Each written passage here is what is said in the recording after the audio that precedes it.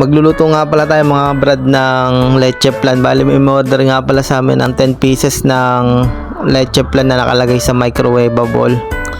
Tapos unahin natin gawin na pagsamasamahin lang natin yung mga gatas at saka yung kalamansi ang pinaka-importante pantanggal ng lansa ng ating leche flan.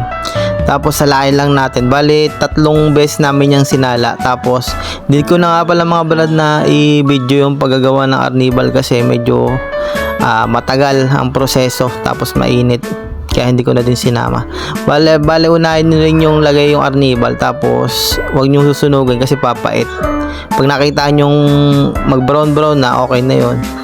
Ayan, tinatakpan namin ng foil para hindi magtubig, tapos ilalagay na namin yan sa lagayan doon sa steamer. Bali 10 pieces nga pala yan mga brad, no? Ayan, tinikman ng anak ko, okay daw. Sarap na sarap siya dyan.